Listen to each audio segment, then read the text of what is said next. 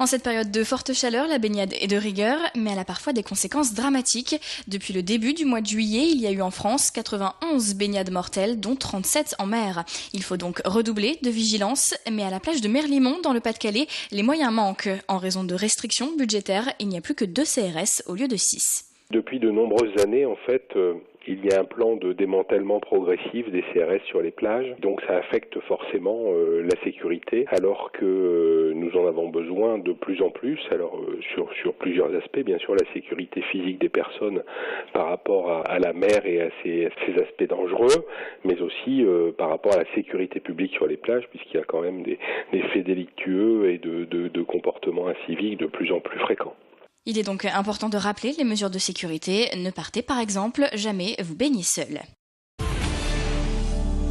Et dans la métropole lilloise, les baigneurs apprécient tout particulièrement les Prés du M à Armentières. En plus de nombreuses activités proposées, les Prés du M offrent un lac de 45 hectares avec une plage et la baignade y est surveillée. Vous voyez nos chaises sur la plage, nous tournons entre nous. On fait toujours 2 personnes sur l'eau, 1 personne au poste, et le dimanche en cas de forte fréquentation nous sommes 4. Et là c'est 2 personnes sur l'eau, 1 personne au poste et 1 personne en mobile le long de l'eau qui longe la ligne blanche que vous voyez sur notre bassin et qui vérifie au plus près des usagers que tout est respecté, que tout est en ordre. Et si on a des enfants, toujours les surveiller, toujours à côté d'eux, même si on est à 5 mètres, il faut être au plus proche d'eux, on n'est pas là qui tombe et on peut les rattraper à temps. Les enfants, la chaleur, faire attention, rentrer progressivement dans l'eau, éviter le choc.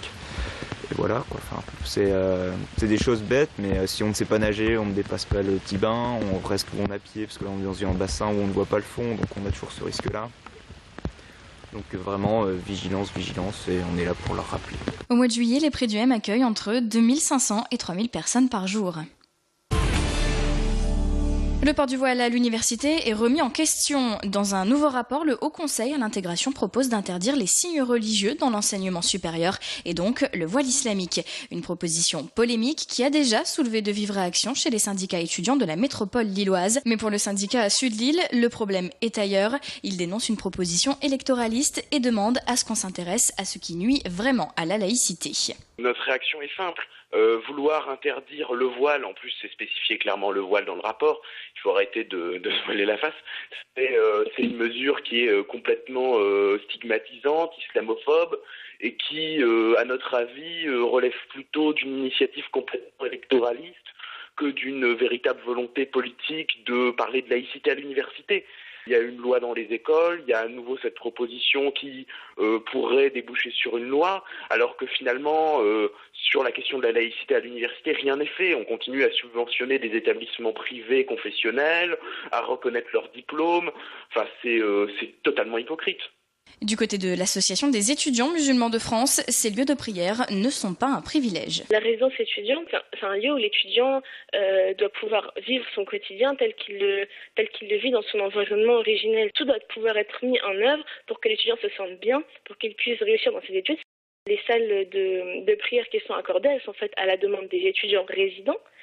Et elles ne sont pas forcément strictement réservées à la confession musulmane. C'est-à-dire que s'il y a de confessions qui souhaitent avoir un lieu de prière, c'est un lieu qui est ouvert à toutes les confessions en fait.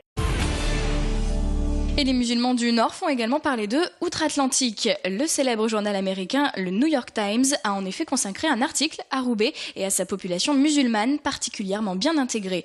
À la mairie de Roubaix, on se satisfait de ce regard positif sur la ville. Je pense que c'est intéressant d'avoir ce regard extérieur, même si c'est le New York Times et les États-Unis avec des conceptions quand même assez différentes de celles que nous pouvons avoir en France en tout cas.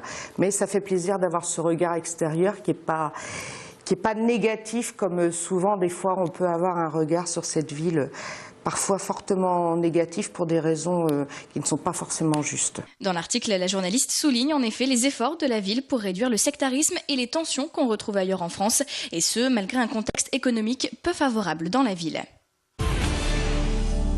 La caravane du parti Debout la République était en escale à Armentières hier. Le parti de Nicolas Dupont-Aignan effectue en effet un tour de France pour partir à la rencontre de la population.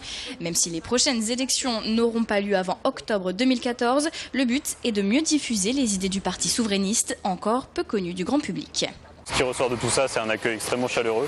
La population qui est assez satisfaite de voir qu'on s'intéresse à ces problèmes du quotidien. On voit que les gens sont ravis quand on vient leur proposer nos idées. Alors parfois ils ne sont pas d'accord évidemment, on n'a pas la prétention de convaincre tout le monde, mais au moins on montre qu'on est présent, on montre qu'on est là tout le long de l'année et pas juste en période électorale. Bien, le tour va se terminer en fait au moment où on débutera notre congrès, le 5 octobre à Paris, le congrès de Debout la République dans lequel on va notamment présenter certainement les têtes de liste aux élections européennes de 2014. Et c'est surtout un moment essentiel du parti, le congrès c'est vraiment ce qui permet d'organiser la vie du parti. Aux dernières élections présidentielles, Nicolas Dupont-Aignan avait recueilli 1,79% des voix. Et c'est la fin de cette édition du mercredi 7 août. Merci à vous de nous avoir suivis. Dans un instant, l'information continue sur Grand Lille TV.